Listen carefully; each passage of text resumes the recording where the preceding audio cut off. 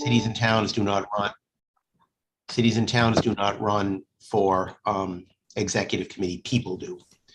So we will declare the seat vacant, and then there will be a new meeting to fill it. In the meantime, since it is my understanding that Somerville intends to run, I think it would be reasonable and appropriate to continue to have Sarah representing Somerville at the intervening meetings of the executive committee. Currently, she can vote as an alternate. Once we get that resignation letter, she won't be able to vote until there's a new election, but we will be inviting Somerville through Sarah to attend all the meetings. Excellent. Thank you for that, Mark. So Sarah Lewis. Present. Thank Thank you. you, Mark. Sure. Thank you for that. Courtney Rainey. Vandana Rao. Sam Seidel. Here. Steve Silvera. Here. Monica Tibbetts-Nutt. Here. Juan Vega. Elaine Vanya. Here. And Aaron Warman. Present. All right. Thank you all. So the meeting is officially called to order. We'll start with our first agenda item after that, the approval of minutes from September 21st, 2022, which were circulated by Mark earlier this week. Any questions, comments, amendments on the minutes? And if not, I would entertain a motion to approve. So moved. Moved. Motion made by Aaron Wortman. Who am I going to give that? Who gave that second? I'll say I gave the second. Why not? Me, Imai. Eva, thank you. I've got multiple panels up on my screen. So Okay. All right. Any further questions or comments before I call the roll on the minutes? Seeing none. Okay, I'll go a little faster this time. First name, Imai. Aye. Sharonda. Colette. Kurt. Aye. Karen. Aye. Adam, I vote aye. Tom. John DePriest. Aye. Mo. Aye.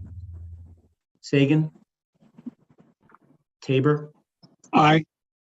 Angie. Abstain. Gina. Aye. Steve Olenoff.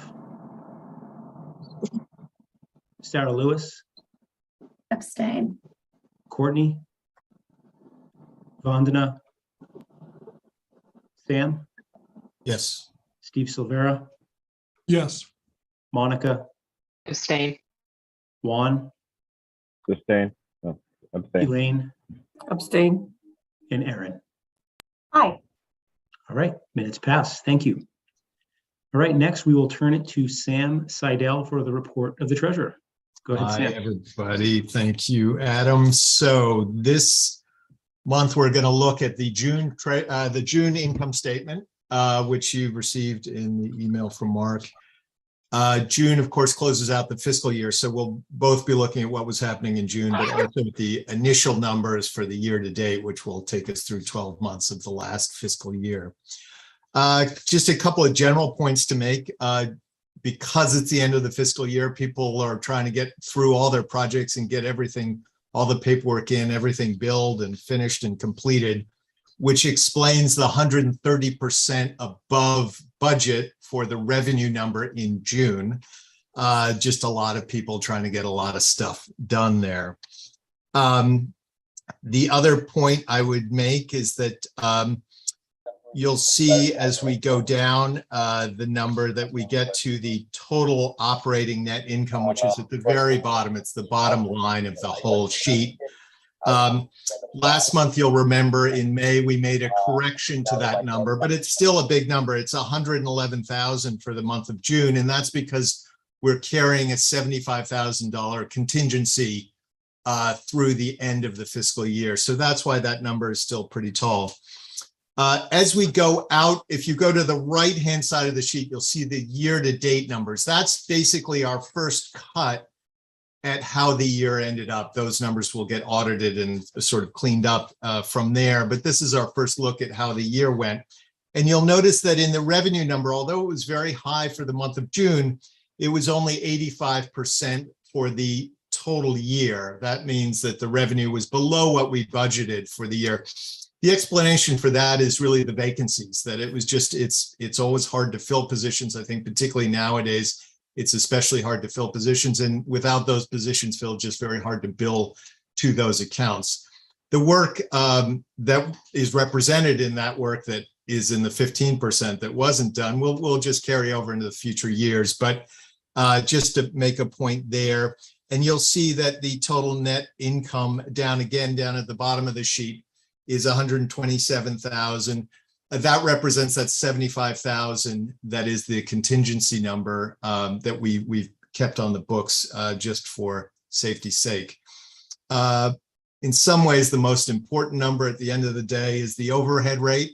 While we were high for the month of June, that matters less. We were at 125%. For the end of the year, we were bang on the number we wanted to be, 118% overhead rate, which is good news. The audit will happen later this year in November. And that concludes the treasurer's report. Any questions, comments, thoughts? If not, if I could hand this back to President Adam, I promise you, I will call you as the actual president for acceptance of the treasurer's report. I take it as a very high compliment. Yes, I understand the thought too. Yeah. That our transition has been so seamless. Exactly. It's just state leadership. Exactly. Adam, I'm handing it back to you. Thank you, Sam. All right, so we'll entertain a motion to accept the treasurer's report. I make the motion. Motion's made by John DePriest. We have a Second. second? Second. I'll give that second. I think I saw Gina second that. All right. Any further questions or comments?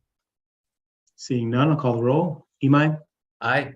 Sharonda, Colette, Kurt, Aye. Karen, Aye. Adam, I vote aye.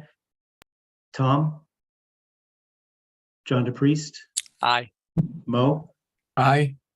Sagan, Tabor, Aye. Angie, Aye. Gina, Aye. Steve Olenoff, Aye. Sarah, Aye. Courtney, Vandana, Sam, Aye. Steve Silvera, Aye. Monica, Aye. Juan, Aye. Elaine, Aye. and Aaron. Aye. All right, report accepted. Thank you, everybody, and thank you, Sam. Appreciate it. Next, we will go to the report of the executive director, noted as a verbal report this month. So Mark, why don't you take that away? Thank you very much, Adam.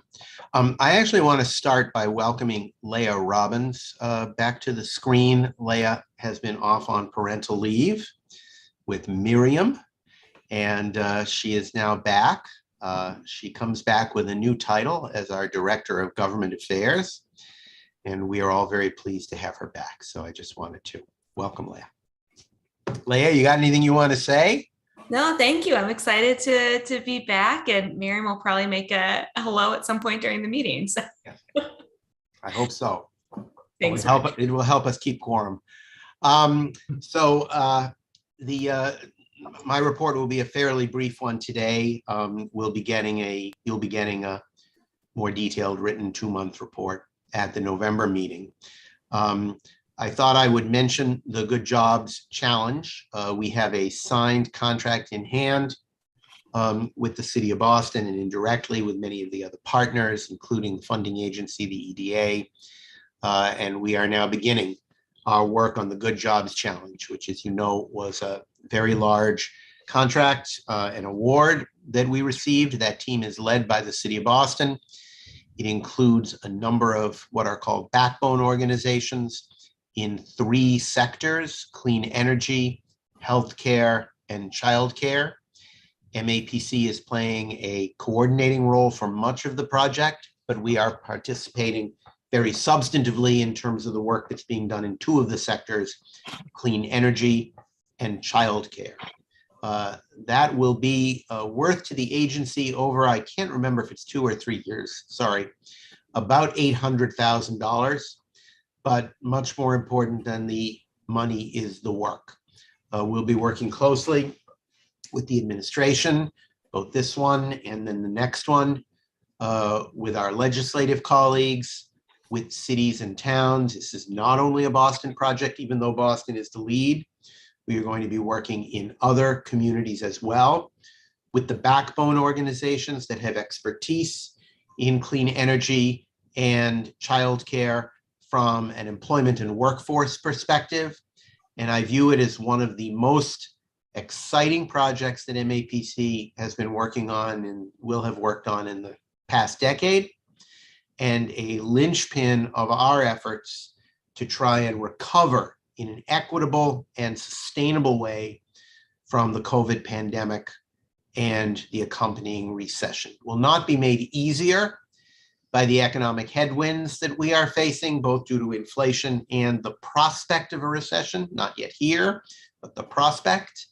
And nonetheless, I know that our clean energy and economic development teams are deeply, deeply committed to making this a successful project. And I'm very proud that we are in the leadership team on this one. So I really wanted to focus on that in my comments today. I also wanted to tell you that I've just returned from travel. This is my first work-related post-pandemic travel. I went to the NARC conference, the National Association of Regional Councils. We are trying to refer to it more as NARC these days, and not by the pronunciation of the acronym, which I've always found rather embarrassing and difficult to deal with. But they had their executive directors conference in Kansas City.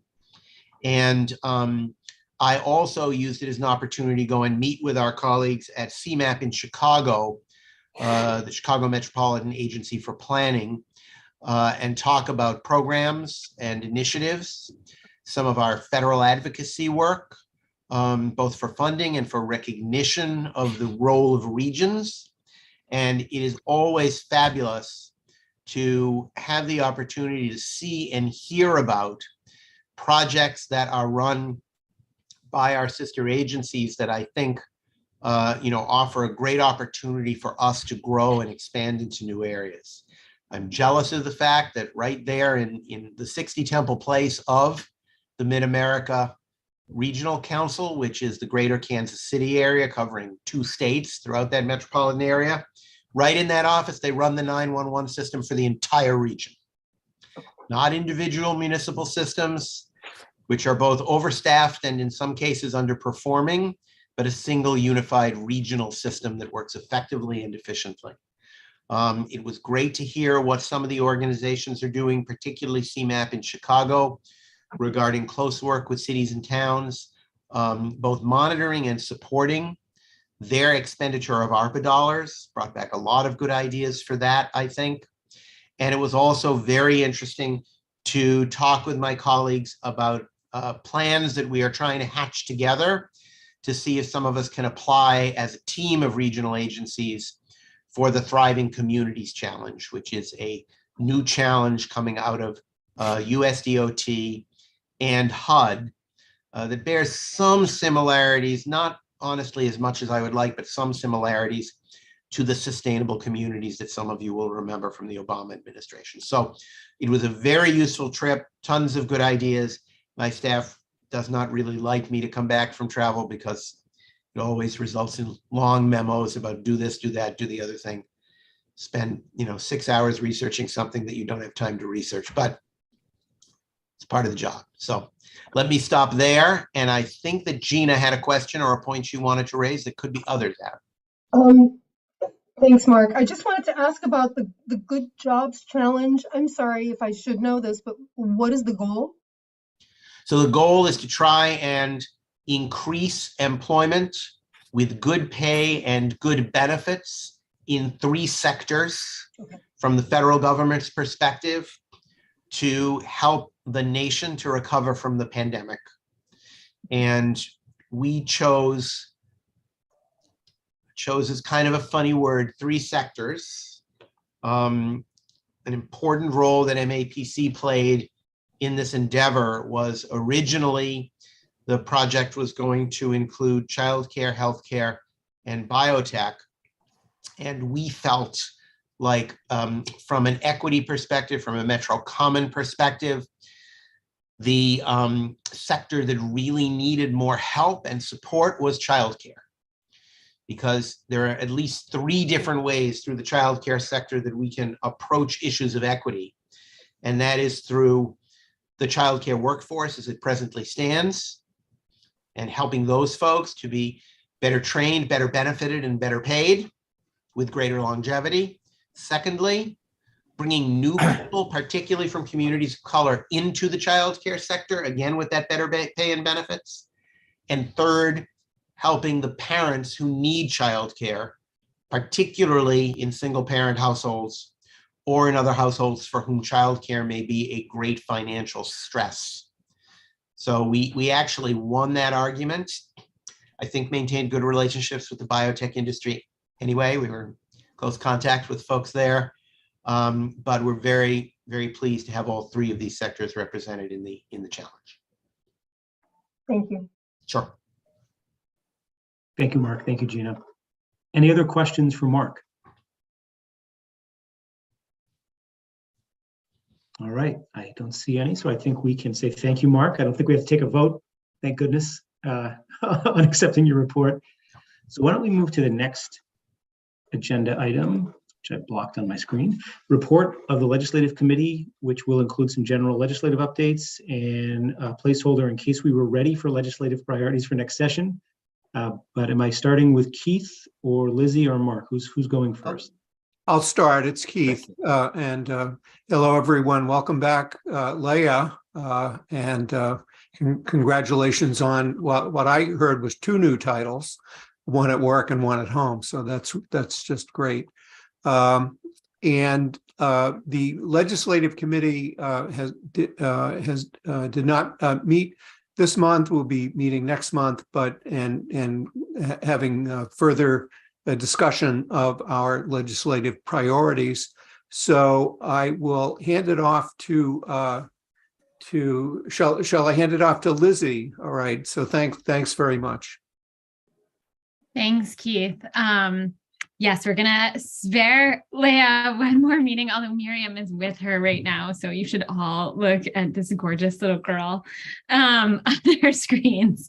I'm gonna just talk a little bit about what is happening inside the State House.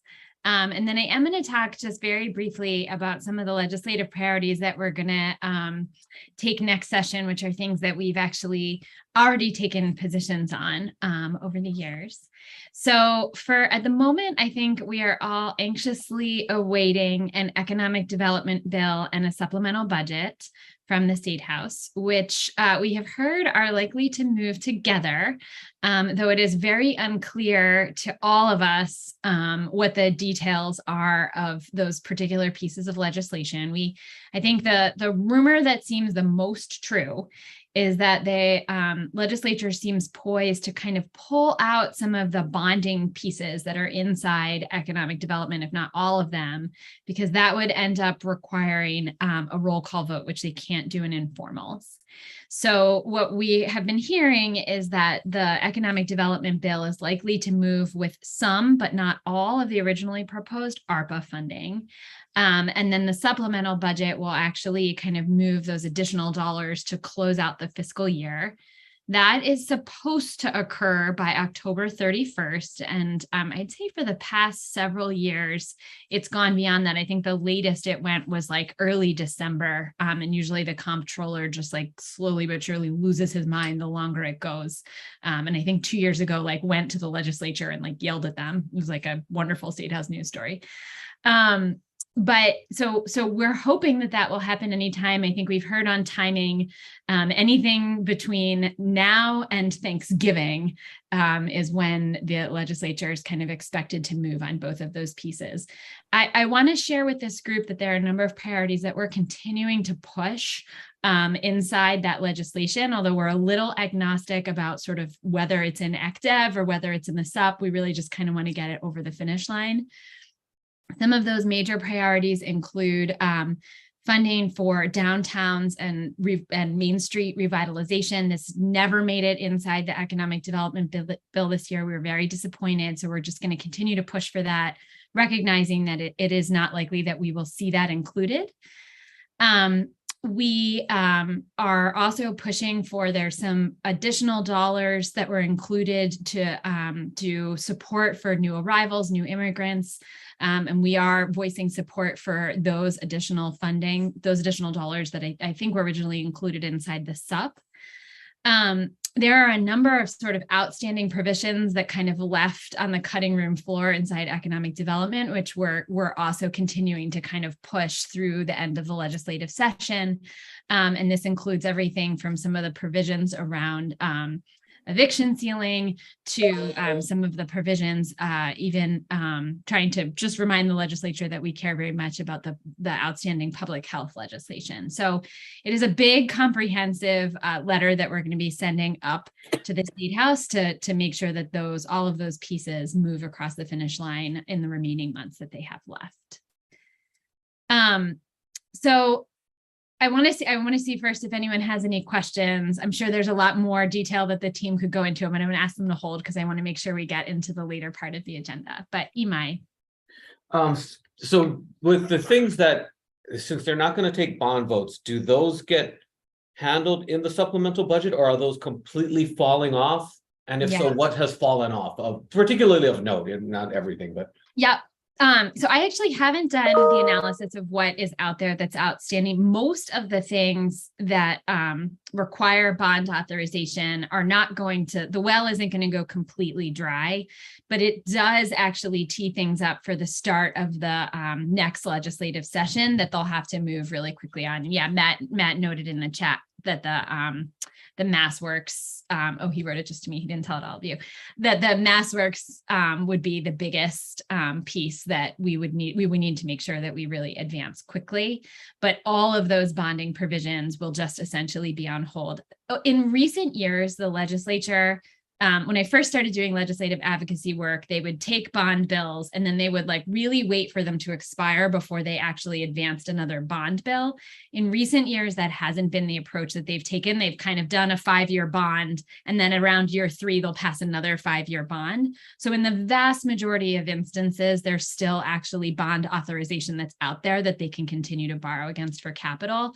So it doesn't create a huge worry, but it does mean that the next administration and the next legislature will have to act pretty quickly once they're seated in order to advance those pieces.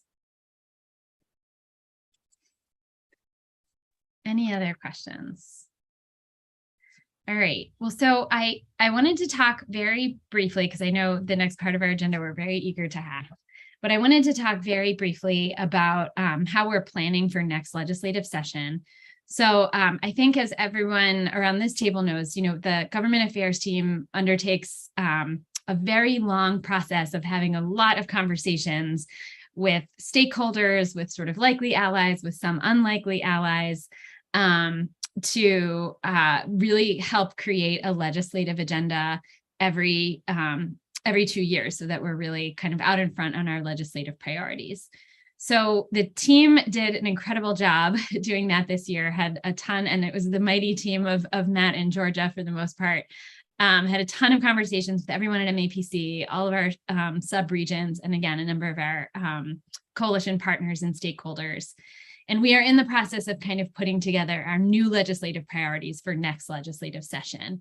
I'll note it's tricky this year because I feel like the legislature is more opaque than they've ever been. I have sort of less of a sense of where they're headed and what their priorities are than pretty much any other time in my career. And I feel like that, I'll be honest, that I feel like it does make it hard for us to put together our legislative agenda. But obviously, we kind of figure out where we want to steer our ship, and we steer our ship. So we are doing that work. We do have a number of legislative priorities that we have taken over the years, and we continue to advance those into the next legislative session. And I just kind of wanted to highlight a few of those for you, because you will get an entire package to vote on. And so I wanted to remind you of the places where we've already taken a position. And we are working on a document, and you will see it in about, my guess is, another couple of weeks, that'll kind of outline all of these different pieces. So things that we have already taken positions on, I'm going to start with our transportation related priorities. A couple of years ago, Some of you might remember we took a really big list of transportation finance priorities. So we've taken a vote on legislation that would advance and continue to invest money in transportation on a number of different legislative priorities. All of those are still on the table for us because the legislature hasn't meaningfully invested in transportation.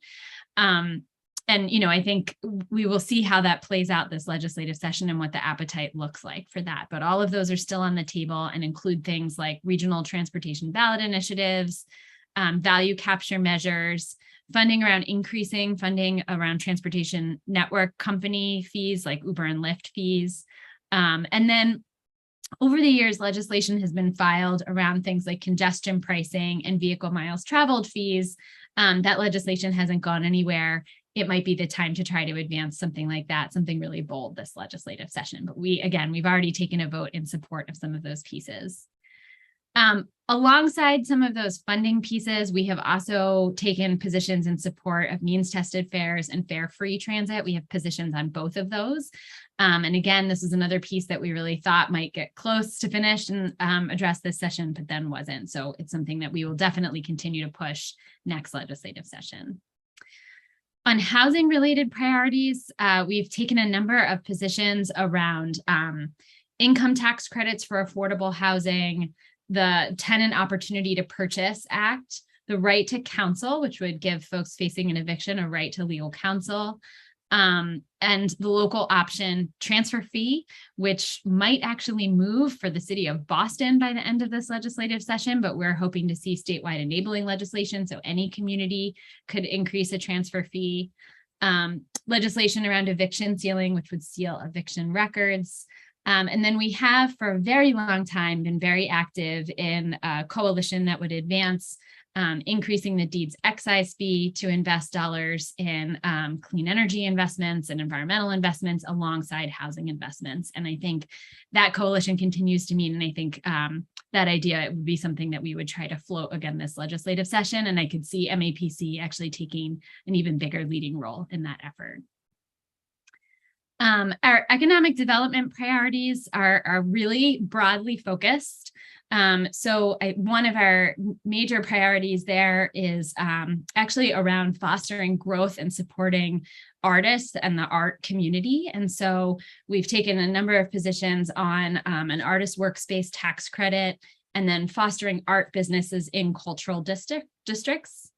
We also kind of include a lot of this early education and childcare effort inside our economic development priorities. I think, we all know that early childhood education and early care is really related to how successful we are economically. So we've kind of taken that as an economic development priority. And then the other priority that's fallen into this category is around making sure that we have equal federal benefits to immigrant taxpayers. This is really related to the fact that immigrant taxpayers who don't have a Social Security number couldn't actually take advantage of stimulus dollars that flowed back to residents across the country. Anticipating that there might be additional stimulus dollars coming down, we want to try to fix this on the state level. And we think it would be a good signal on immigrant protections going forward. We have a number of municipal priorities that you've heard us talk about a lot related to a permanent fix on remote meetings, and then addressing sort of the changing landscape in the media market to allow for online meeting notices. And so again, we do not have permanent fixes on either of those things. And so we will continue to be pushing for those this legislative session. And then a number of our other priorities, which either landed on the cutting room floor or didn't make it all the way across the finish line. In the public health realm, this is really around advancing SAFE 2.0. This got all the way to the governor's desk and he sent it back. And so we're really hoping there's kind of a small prayer that we could get it done this legislative session, but my guess is those issues will end up moving next legislative session. And then a number of the things that didn't quite make it across the finish line in the clean energy bill and offshore wind bill are things that we will continue to push as ongoing priorities of the agency.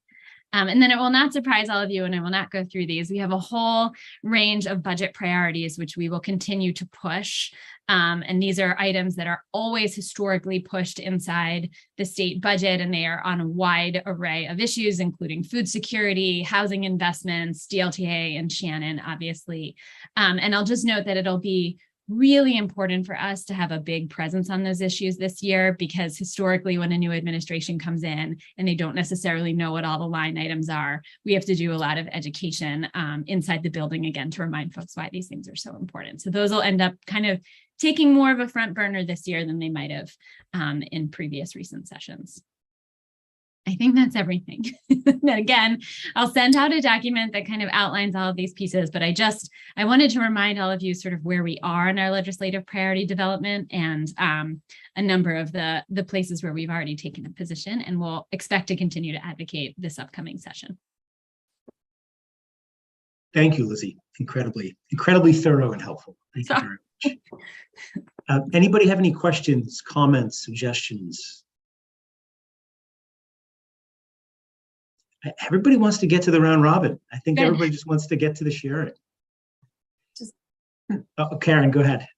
Just one question. Timing wise, before this, will the recommendations for this board's review be before session starts, or will you wait? Okay. Yeah, so we typically on timing, we'll bring sort of the full suite of legislative proposals to you. And again, these are the new things. You don't have to vote on the things we've already taken a position on, but our new top priorities for this session we'll bring to you, maybe some in the November meeting, but definitely the full slate in December, so that it gives us time to make sure that we can find sponsors and draft. Excellent. Thank you. Lizzie, Buzz is asking, is PLPA dead? And I have to admit, I don't know that acronym. But Buzz, do you want to talk about this at all? I don't actually see you on the screen. Where are you? I'm there someplace. Just really briefly, this could be a yes or no. The PLPA is the so-called no net loss of conservation land requiring replacement land before land gets taken out on Article 97. It was a push for about 25 years. Getting closer and closer to the finish line. This year it was passed by both the House and the Senate. They didn't form a conference committee because everybody thought they could figure it out. There were a couple wrenches thrown. They didn't figure it out. Both leadership in both houses claimed that they're working on it.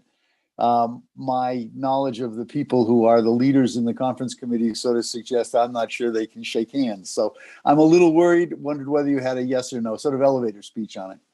I think honestly, Buzz, it's probably one of those things that is not going to make it through this legislative session, if I had to hazard a guess. But, again, I feel like part of what we need to do next session is really I feel like the legislature has taken a lot of major climate and clean energy and environmental bills over the course of the past couple of years.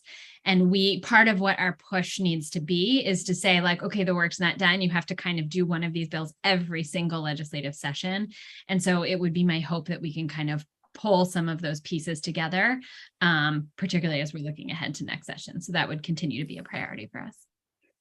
Thanks. I would congratulate you on taking the effort, the energy that's behind climate and such things, and pulling in those other really important social things like EJ and childcare and all of that into that same world. I think it's great that we leverage it all together. Yep, totally agree. Thank you, Lizzie. Thank you, Buzz. We have Mark, Steve Olenoff, and then Leah. I'll be very quick. It's only a timing question. For those of you who may be newer to the executive committee, we have a meeting in November and we have a meeting in December. It is usual, sometimes we cancel the December meeting, but when we're planning our legislative priorities, we usually retain the December meeting in order to be able to approve them before the session begins. So people should plan on that for this year. There is also sometimes a possibility that we cancel November and December, and instead we have kind of one meeting early in December. So that's also a possibility which the offices will probably discuss and decide on in their meeting at the beginning of November. Thank you, Mark. Steve Olenoff, go ahead. Yeah, so the PLPA, which stands for Public Lands Preservation Act, something I've been advocating for way since it started, ended up with a provision in it that you could get out of replacing the land that you're taking by paying some amount of money to equivalent amount of money, which kind of defeats the whole purpose of the legislation, which was to preserve the land and not being able to buy your way out of it. So I hope that provision. So I'm almost glad it didn't pass with that, because that would. But we really want to see that pass without provisions like that in it. So I hope we're pushing for that. Go ahead, Buzz. Yeah. Okay, real fast, because I know we have many things to do today. Steve and others, the government, the EEA did ask for, and the Senate contained a provision which allowed a postponement of the replacement property as long as a payment was made to, or was set aside to ensure that property could be made. It was never actually a buyout, but what's being negotiated now is that the money, that in certain circumstances, the secretary has the power to permit money to be set aside. What I think the conservation world did very well, and I'm sure that Lizzie had something to do with it, was put in a provision that among other things says, if you don't get the replacement land, among other things, you are no longer eligible to get any of the grant programs from EEA. That's a pretty good incentive that it happened. So it's a little bit different, not for today. I don't even know whether you think it's good for a future executive committee, legislative committee meeting, but it's obviously important to a few of us. Thank you. Yep, that's exactly it. Thanks, Buzz.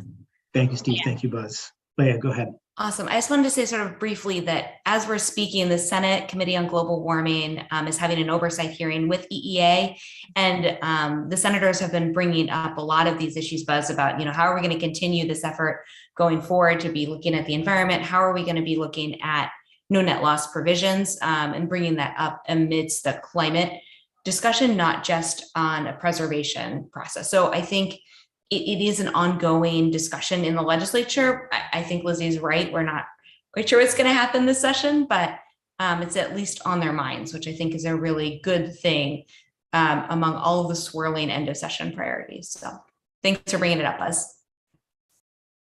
Thank you, Leah. All right, any last thoughts or questions for Lizzie before we move on to the round robin? Okay. I don't see any. All right, so we'll move on to this next agenda item, which I think this is now the third meeting, maybe fourth, but I think third, that we've tried to do this. And the thought behind this agenda item is there are some faces that have been on the Zoom screen for a couple of years together, meeting as an executive committee, but there's also a lot of new faces. And we haven't been in a room together, although we were at Steel and Rye. We haven't been in a room together regularly and had those chances to get to know one another and a little bit about what we're all doing as part of our day jobs and the roles that we serve that allow us to represent a community on this executive committee. So we no pressure on anybody to share, but we have about 50 minutes or 48 minutes to hear from folks about what they're doing, what work is going on in their community or in their day job that is of interest to the work that we're doing here as the executive committee. So I won't ask all of you to share without sharing myself. So why don't I go first just to set the stage? So you know me, I'm Adam. I worked for 10 years as town manager in Arlington, left that role to go work at the Green Ribbon Commission, but I now represent Dedham, where I live, on the MAPC. And I'll just quickly share that, my day job has me focused very much on decarbonization of the built infrastructure, of the built environment, and also resiliency, focused almost entirely on the city of Boston. And I've only been here a month and a half, but there's a very strong focus on building decarbonization, both existing buildings and new buildings, heat resilience, coastal resilience, and stormwater resilience, which I think are all overlapping concerns or efforts that the MAPC undertakes, as well as communities across the Commonwealth. So I don't have much more to share than that, other than sharing that that's what I'm spending my time every day doing. But I would love to hear from others about what they're doing in their state roles, their local roles, or anything in between. I don't want to call on people to put them on the spot, so raise your hand and why don't we go from there? Go ahead, Mo.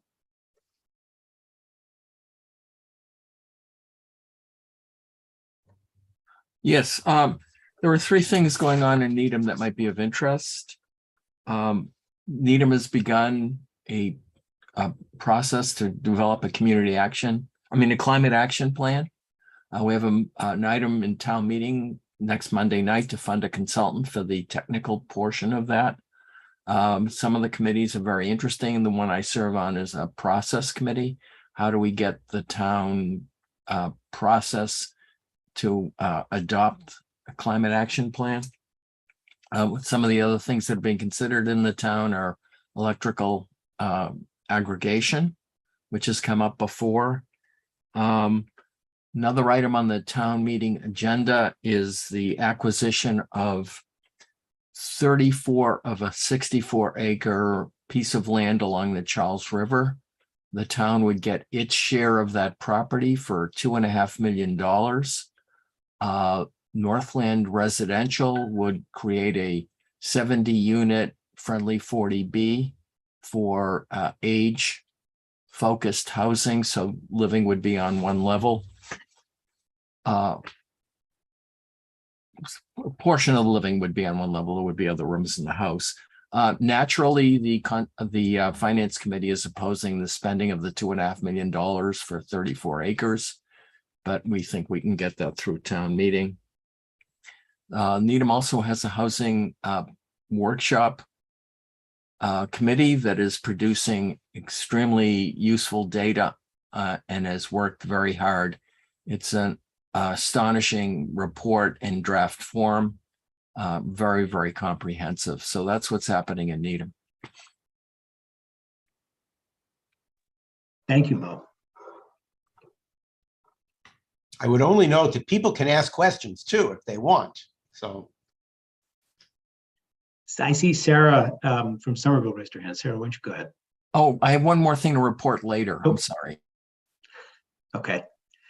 Mo, do you want to go ahead? Yeah, Mo, why don't you go ahead and then we'll go to Sarah. The MWRA, thank you. The MWRA Advisory Board is in the process of searching for a new executive director. Joe Favaloro is retiring, and there is an internal candidate. We interviewed him last week. The consensus was to negotiate with him for the position. It's Matt Romero, and has an incredible amount of support and a lot of experience. We anticipate that will be successful, but that will provide continuity for the advisory board. And that's the news on that front. I represent the MAPC on that committee. Thank you, Mo. All right, Sarah, Fonda, do you want to go, or did you want to respond to that, or? All right, we'll go to Sarah. I'll then. go after Sarah. Okay. I just wanted to say hello to everybody because I am probably one of the newest faces. I'm not doing a George Proakis impression because I would not do him justice. But we've got a lot going on in Somerville as far as, I know all of us are contending with MBTA communities issues, at least many of us. So that's sort of a big push right now to understand what that looks like. We've also working with Eversource and closely with Cambridge on electrification and new lines as they come across the region. So understanding, sort of what that looks like, where that goes and where it affects us as, sort of, especially for me as planning director, what that does to our built environment. There are obviously we're under a lot of development pressure from lab right now, developers, understanding how that is affecting us, and knowing that the funding is, from what I've heard anecdotally, is starting to dry up on some of that, and how that then ricochets out with tax dollars and revenue in order to balance our, jobs, housing balance. So those are sort of some of the big things, at least, that's going on in Somerville. Thank you, Sarah. Vandana?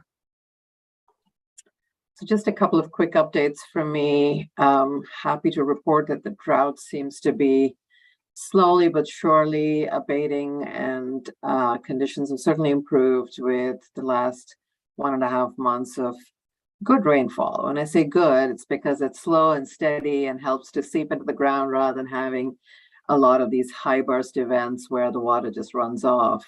Not that there haven't been those high burst events, but for the most part, I think it's been nice, good, sustained rainfall. So the western region of the state is completely in the clear. And in terms of where it affects our region here, our northeast drought region is still in a level 2, but it's seen some improvement from a level 3 before that. The southeast region is in a level 1, what we call as a mild drought. So improvements overall. And so we're looking to meet again as a drought task force in the early part of November. And we'll look back on data from October, which so far already is fairly promising. So even if not an improvement, we certainly are holding steady in a good portion of the state. The other thing I wanted to just highlight was that yesterday, October 18th, marked the 50th anniversary of the Clean Water Act, a really significant piece of legislation that was passed at the federal government. I don't know if it came to the federal government today, whether anything close to that would ever pass, but thank God for whoever was there at the time, that had the foresight, and all of us have benefited tremendously from the millions of dollars or even billions of dollars of investment across the nation to keep our rivers and streams and our coastlines really free of nutrients and other kinds of pollutants. So many rivers and streams that were not even considered to be areas where you would even go along the edge of are now fishable and swimmable, the Charles River being one of them. So, kudos to investments made by all of your communities, but certainly by MWRA and others over the last several decades to bring us to a point where we can really enjoy our outdoor water resources, in lots of different ways. I just wanted to kind of highlight a particularly important milestone this week. And that's all. Thank you. That's government can do good, and that is direct evidence of it. Vandana, can I? Go ahead, Mark. Yeah. I'm going to ask Vandana if she could just tell people a little bit about sort of another side of her life, which is her artistic work in the Metro West subregion, which I learned about only recently and which I think is so wonderful. So I'm sorry, I'm kind of putting you on the spot, but I know you love that work. So. Yes, I do. Thank you, Mark. I feel my life is incomplete without that part of what I do outside of work hours. So I have started our center here in Westboro called the Center for Arts and Wellness. You're welcome to look us up online, centerforartsandwellness.com. I'm actually a music teacher. I teach Indian classical music, teach voice, and have about, some 50-something students. But I started this a few years ago with a friend of mine who's a dance teacher. And so we offer different kinds of music and dance and fine arts classes out here in the Metro West area. And right now I actually have satellite locations in Sudbury, Westboro, Northboro, and Westford now. So we offer different types of classes all around here.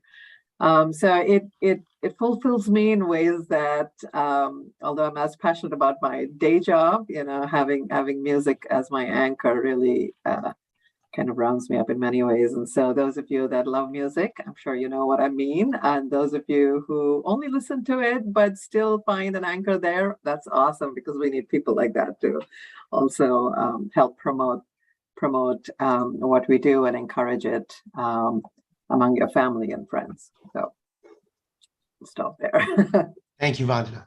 Thank you for sharing that. Mark, thank you for prompting that. That's it is, for too long, we haven't had the chance to sort of learn that depth about somebody that we're, sitting at these meetings with. So that's really nice to learn that about them.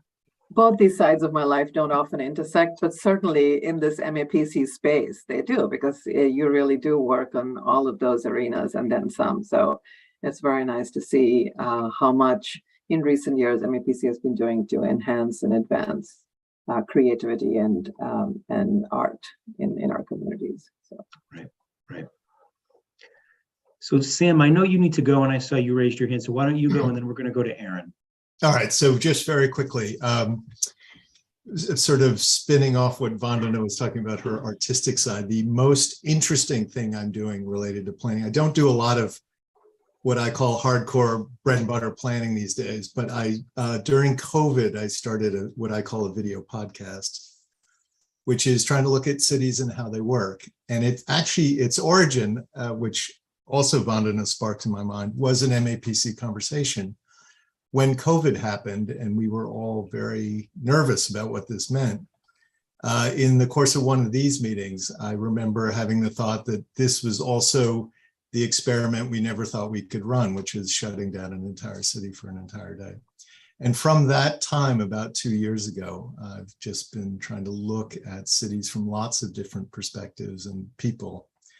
And it's been fun and fascinating.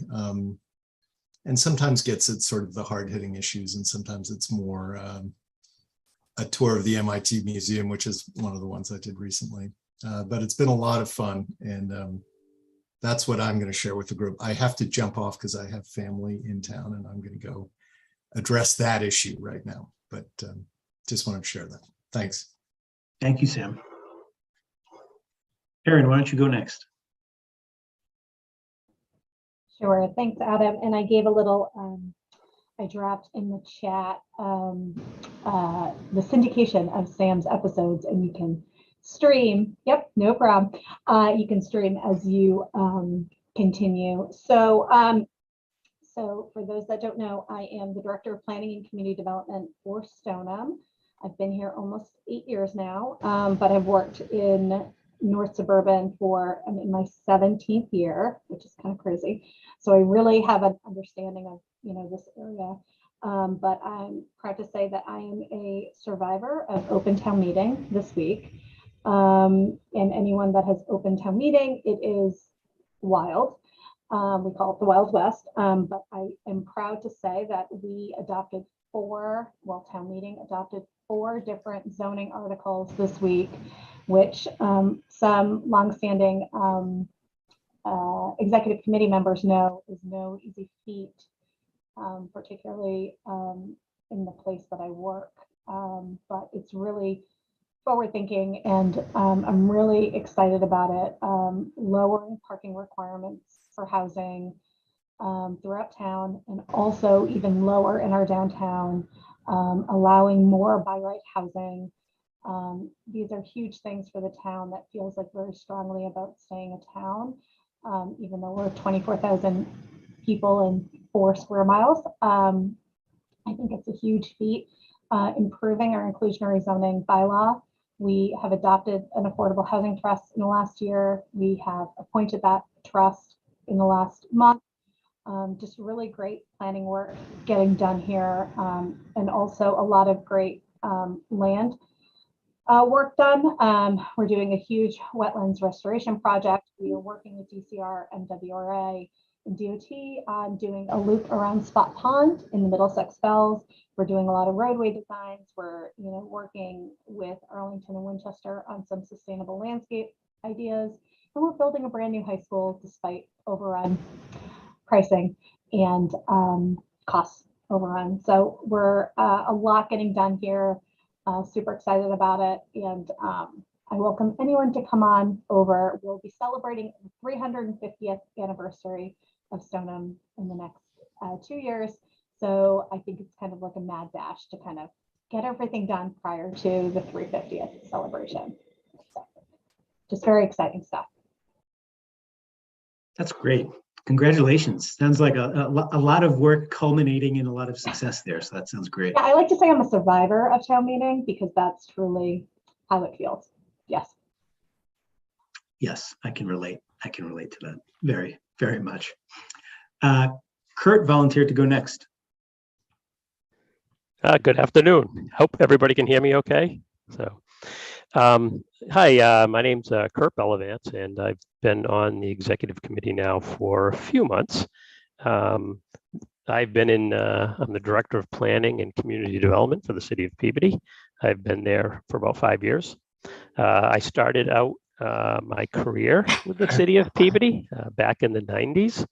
I moved to Peabody and started working there, and then I went on to other jobs throughout South Shore, Merrimack Valley, and such, and back to Peabody. But I think and one of the reasons was I live here, and I wanted to get involved more with the city. And I had been on the planning board, I had been on the zoning advisory committee there, community preservation committee, and so forth. But I wanted to get back involved. So when the opportunity came up, I came back to the city. But a lot of the projects, at least what we work on, one of the main projects is the North River.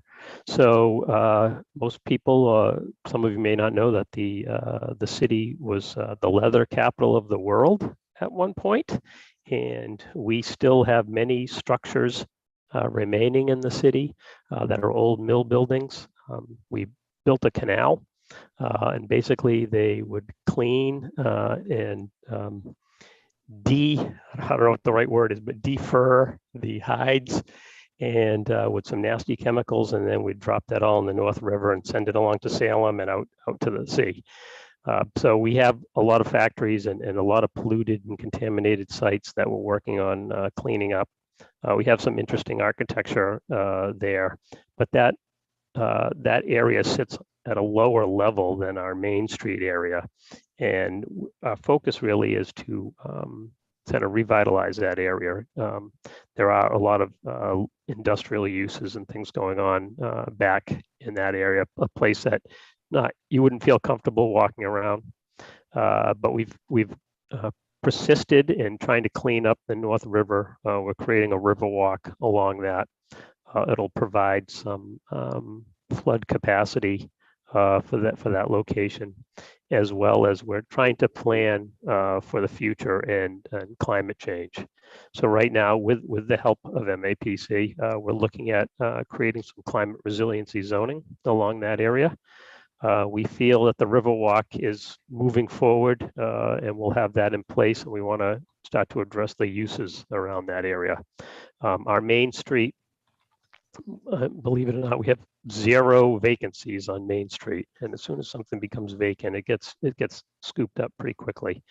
So it's a pretty active downtown area. So our office is looking for more housing in downtown.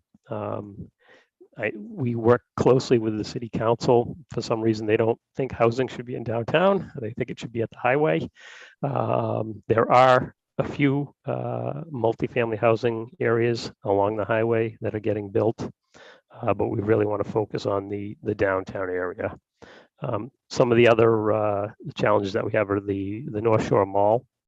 As you're probably familiar, there's a company out there called Amazon, which people can order directly and not even have to go to the mall anymore. So we've been working with them for about 5 or 6 years on trying to change and work with them on the types of uses they have up there. They want to do more entertainment uses where it draws you out to the property. They've added probably a half a dozen restaurants to that area, and looking to add more. We added additional liquor licenses just for the mall, so they could increase the presence there with restaurants. And then we also have a section of the city, which is the Centennial Industrial Park. So that was constructed in the early 80s. We actually had an additional off-ramp from 128 that went to that location. But the meeting with many of the people up there, the property owners and the businesses, their biggest complaint is that people don't want to drive to work anymore. They want to be either take public transportation, or they want to be closer where they don't need a car. So, we spent 20 years building up this industrial park, basically highway driven, and now we have to kind of look at that and revisit. What can we do to address that? How do we change that? Why do we make that more attractive to people? And on the second part of that is they have a lot of office space up there, which they're not using it to their full potential as well. So there's some challenges that we look forward. I know one other thing is open space. We do have, I think we're in pretty good shape in regards to open space for a city of our size, but there are some connections that we need to make and try to connect these different locations with linear paths, things like that. The other project that we're focused on now is our Independence bike path. We have two sections of that path that we're looking to connect with a bridge over Route 1.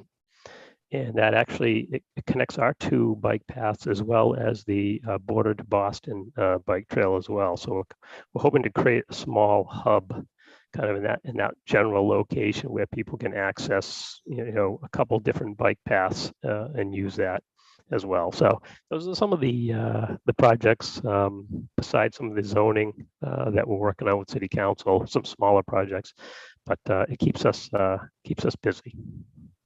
Thanks. Wow. Thank you, Kurt. I second Mark's idea that we should do an in-person executive committee meeting up in Peabody. It sounds like there's a lot to see and a lot to do. Definitely. It really is. It really is amazing. The city, has suffered from industrial pollution. It is exacerbated by the fact that parts of it are, as Kurt indicated, in a low-lying area that frequently floods. And, they have similar things up in Woburn, but Woburn got a book and a movie out of it. Peabody never got that. So the least we can do is go there for lunch, I think. When we were in Milton last week, I thought the same thing. So Yeah. I said, we'll have to invite people up to Peabody. That's great. That's great. Hey, Mark, when you said you just heard about that the other day, were you talking about Amazon? That's Amazon. Yeah, right. You just heard about, just. That's a joke, Adam. It was a poor one, but it was a joke. I wasn't sure. I was like, is he kidding, or did he just download the app? Thank you, Kurt. I still haven't downloaded the app, but I understand people do it. Don't do it. Don't do it. Can't, once you're in, you can't get out. Who would like to go? Who would like to go next? Any other volunteers? Karen. I'll be real quick, but I wanted to, I'm Karen Campfield. I live in the town of Situate, and I wanted to let everyone know that we are excited on the South Shore to be welcoming Catherine and us to visit us on Friday. So Jen Constable, who is a member of this committee and on the exec and the board, and Diane, and she's in her capacity as a select board member in Hull, and Diane Kennedy, who is a longtime member of the Cohasset Select Board, and will be welcoming her to talk primarily, and we're going to have another conversation after this, but primarily the areas where we have been cooperating or attempting to cooperate regionally on some issues that impact all three of our communities, and then also highlight the South Shore specific issues that we all share that we're tackling individually, primarily coastal resilience, last mile transportation, and infrastructure problems. So I want to thank you, Adam. Having this little window into each of these communities is really a reminder of how much good work is getting done in the 110 municipalities that are under the umbrella, and that how much of our work is similar, and how we can really, by coming under the MAPC umbrella, we can really leverage our efforts by working better, more cooperatively together. And that's the driving force for the three of us inviting MAPC down for a little look-see of what's going on. So after Peabody, we'd be happy to host on the South Shore. And I would recommend we wait until the weather turns again. I love it. for And having me the on thanks Friday. goes I'm to looking Mark. forward This to is, it. And based on the sharing, there's so many other places I want to get out and visit in advance of when we do meetings there. the thanks definitely goes to Mark. The round robin was Mark's idea.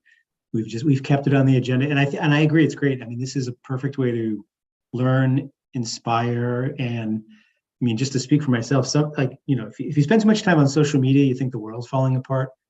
But you come to a meeting like this, and even if the world is falling apart, you can really get reminded that there's a lot of good people doing a lot of good work to advance progressive change on the local level that can hopefully have a broader impact. All right, anybody else want to go? Again, I don't want to pressure anybody else if you don't want to share. I'm happy to go, Adam. Sorry. Go ahead, Tom. Sorry I was so late. I'm Tom Daniel, Director of Planning and Community Development for the City of Salem, where we have a project with Kurt in Peabody making one of those additional trail connections. So I've been here for 6 years in this capacity as director in Gloucester. Before that, my career started in Minneapolis, although I'm from Massachusetts originally. I was living in Minneapolis and went to grad school out there and worked for the Minneapolis Redevelopment Authority. So I'm trained as a planner. My background has been a lot in economic development and public sector real estate development. So in Salem, lots of connections to MAPC and threads going. We've done a ton of housing policy work over the past several years that MAPC we worked with initially. So we've got some additional ordinances coming through the process. It's been a very policy-driven couple of years in the department with the city council. So condo conversion ordinance, and we're looking to update we have a relatively new ADU ordinance, but we're looking to tweak it a little bit to make it a little more effective. We've got sort of a grant program as well on that to incentivize ADUs, and so that's we have our first applicants coming through the process on that, so they get support on design as well as construction as an opportunity. We're also working with MAPC now on our open space and rec plan to update that. Another policy area has been in wetlands. We updated our wetlands ordinance earlier this year, and now we're looking at our flood hazard overlay and looking at a flood resiliency overlay as well. So that policy work is underway. On the project side, so there's we have a large property called Shetland Park. It's on the waterfront just south of downtown. It's 1.5 million square feet of commercial industrial space. It has a new property owner, and they're looking to keep it as a commercial and employment center, but add in new uses, primarily housing. So we've been working with them in the community in developing sort of a framework plan that blends together some of the city's objectives, things that the neighborhood wants and needs, and grounding it in the reality of what the developer needs. So we're looking to wrap that up before this calendar year closes, which will be great, and then they can start proceeding with the master planning and the regulatory framework that they need for that, which will bring some new housing. Salem State University is divesting part of its campus.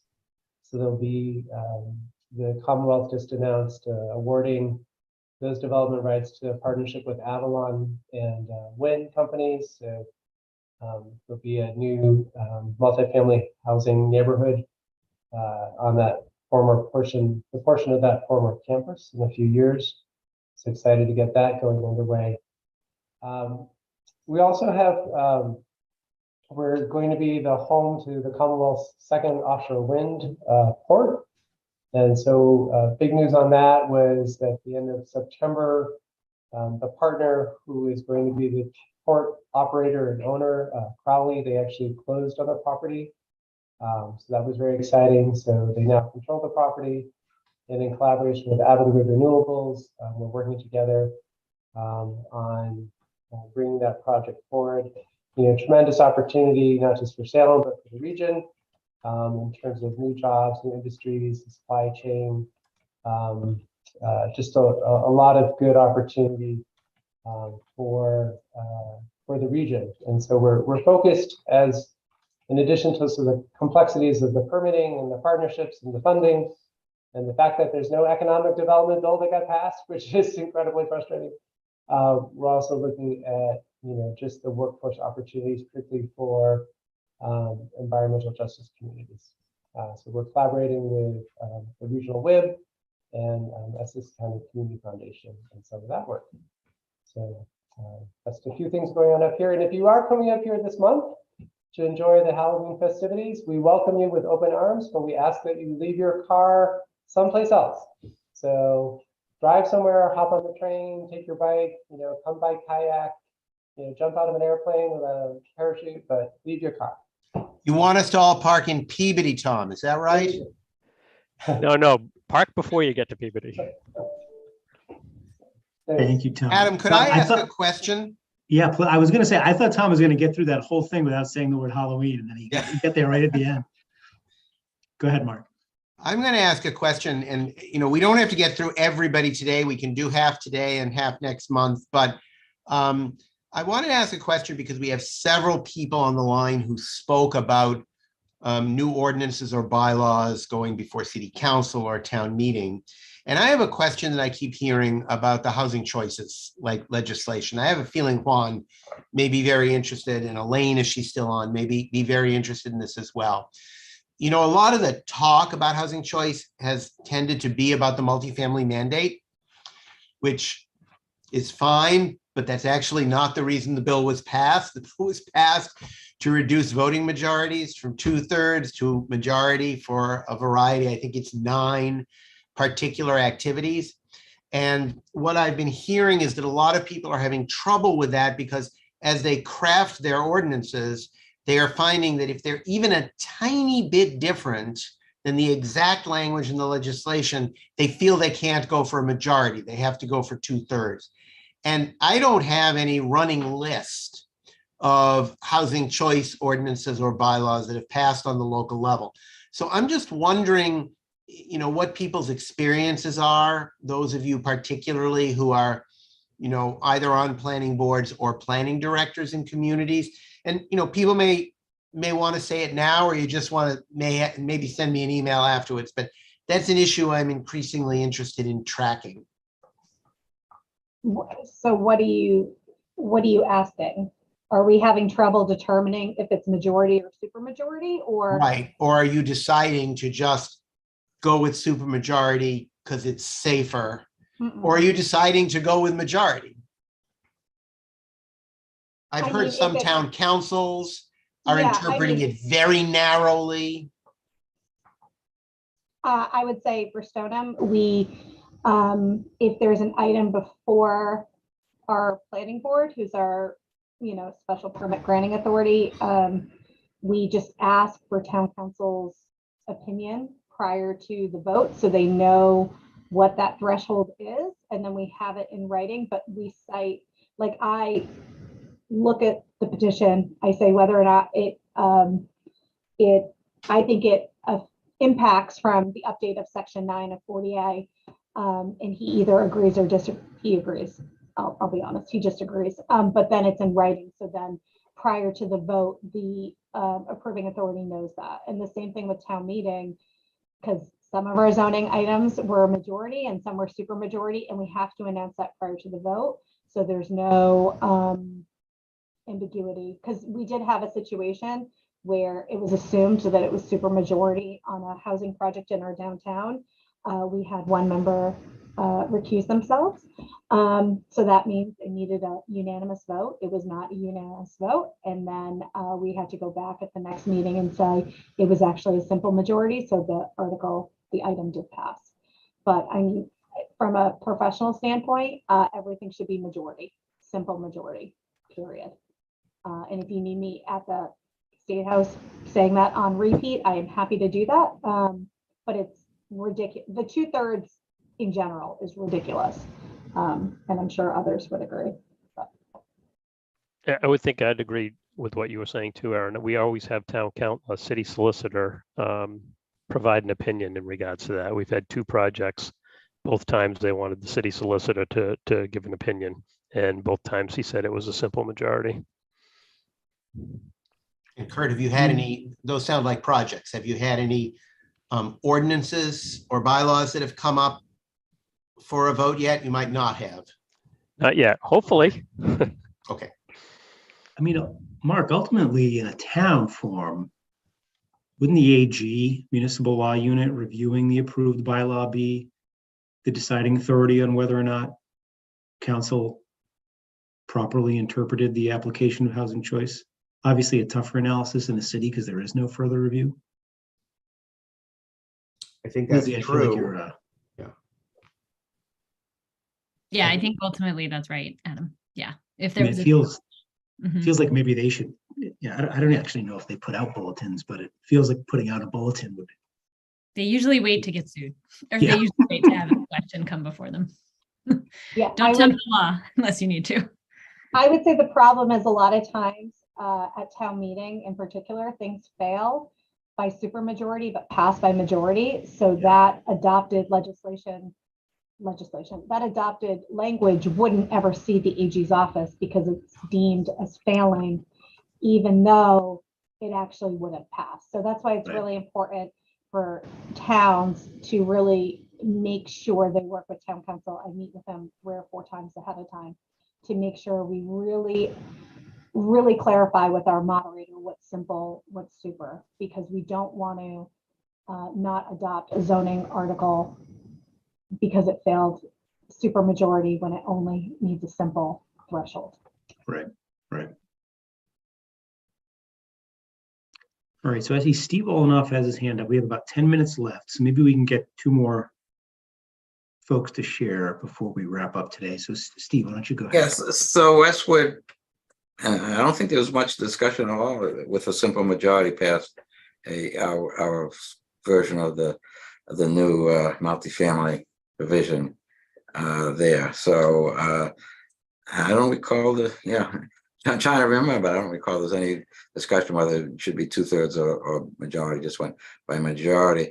Now the question is whether the Attorney General is going to approve it, because we had, as we discussed at the last meeting, we have included in our 15% requirement for affordable housing. And the thing is, and there is a nice project going forward, being proposed for what's now a paved over truck storage area. And actually they pretty much paved over a stream that's there. And the new project would remove all that, put in housing and open space, and the stream would be completely daylighted and cleaned up with paths alongside of it. And the only bridges over it would be nice little pedestrian bridges. But since they need more and they have to clean up hazardous material, so they're asking for a lot more than would be by right in that bylaw. So they're going for a special permit anyway on that. My concern is if that bylaw gets turned down because of the other provision, even though that's not needed at this point for that particular project, that would kill that project. So that's what's happening there. So yeah, on just a lighter note, because I know there are awful things in the news nowadays, but there was an article in the Globe the other day about when do you turn the heat on in your house when it's winter approaches. So, and the article stated that if you're a true New Englander, you don't turn the heat on until November. So I just want to report I'm here today in my house. It's 60 degrees right now in my house. So I'm trying to save the planet and hold out and to maintain my status as a true New Englander. Well, I'll say, I've been thinking a lot about that whole true New Englander garbage, and I had heat pumps installed. I buy 100% renewable through my town's CCA. So I turned my heat on without any guilt. So there's a pathway. There's a pathway, and I don't feel bad about it. I've done all those things and I still haven't turned my heat on. All right, I think we have time for one more. Anybody else want to share today? If no one will go, I'll go. Okay, yeah, go for it. I'm sorry, everybody. I thought you were all going to leave early and then I started in, right?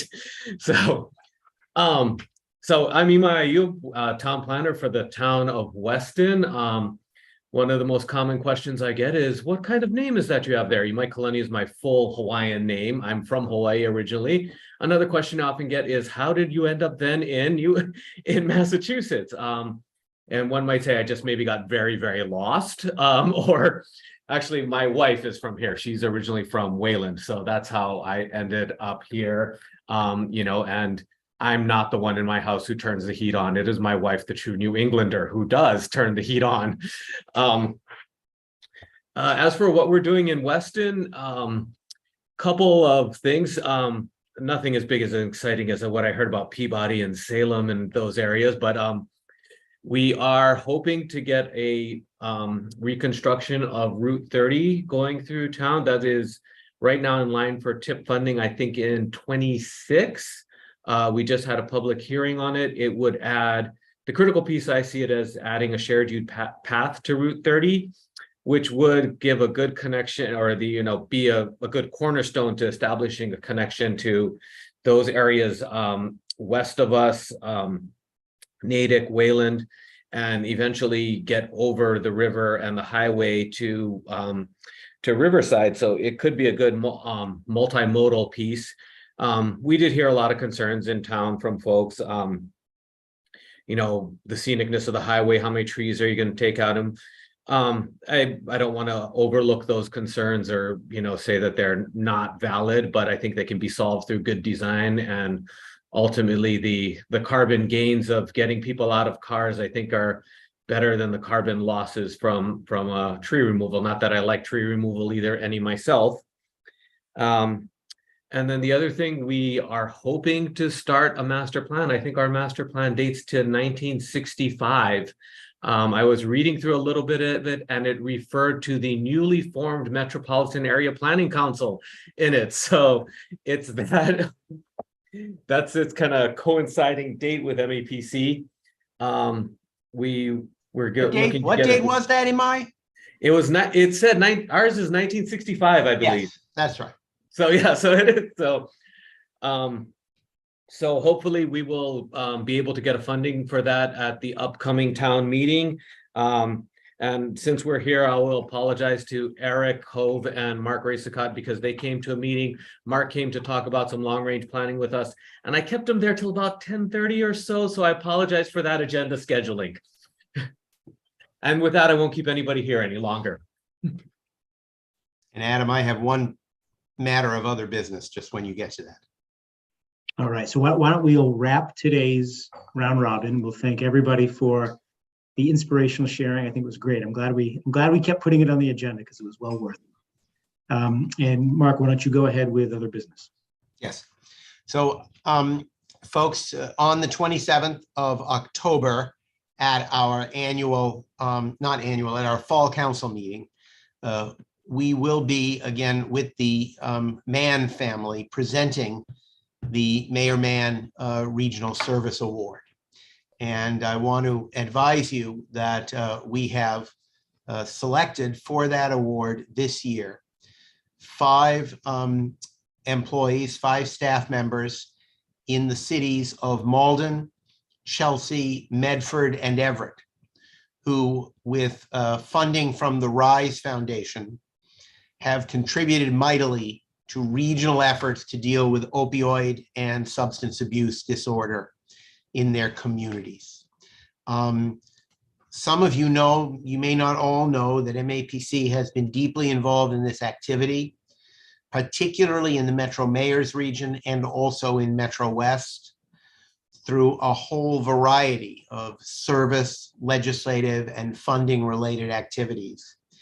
It is also a special cause of the children of Newton Mayor Mann because of a tragedy in their own family several years ago. And so we decided this year that it would be good to try and honor some of the many, many municipal officials that spend a huge portion of their days and frankly nights and weekends trying to address substance abuse and opioid use disorder and to prevent needless death and suffering in our communities, and especially people who do so on a regional basis by working closely with their neighboring communities. So that will be presented on the 27th. I hope you will all be present on the screen. Mayor Mann's kids, once again, will be with us and helping us to present the awards. The recipients have not been informed yet, which is why I'm not naming them. But I intended to speak with you first. Then I'll call Rick Mann and his sister, Debbie Schmel, and talk with them. And then we'll call the award recipients and let them know. I also particularly want to thank our Director of Municipal Collaboration, Mark Fine, for nominating this team. Thank you, Mark. That sounds like the perfect group to honor this year, and very well deserved. So thank you for that. All right, so why don't we call this before we lose quorum and can actually call a roll to close it? Mark, anything else, Mark? Did you? No. All right, so I will again thank everybody for their time and attendance today and their sharing, and entertain a motion to adjourn. So moved. All right, I'll give Aaron the motion and the second to Mo, and I'll quickly call the roll. Ime? Aye. Kurt? Karen? Aye. Adam, I vote aye. Tom? Aye. John DePriest? Still have John? No. Oh, I see it. Mo? Aye. Tabor? Aye. Angie? Aye. Gina? I think we lost Gina. Steve Olenoff? Aye. Sarah? Aye. Courtney? Vandana? I think we lost Vandana. Sam Seidel had to leave. Steve Silvera, he had to leave. Monica? Aye. Juan? Aye. Elaine? And Aaron. Oh. All right, meeting is officially adjourned. Thank you, everybody. Bye-bye. Take care.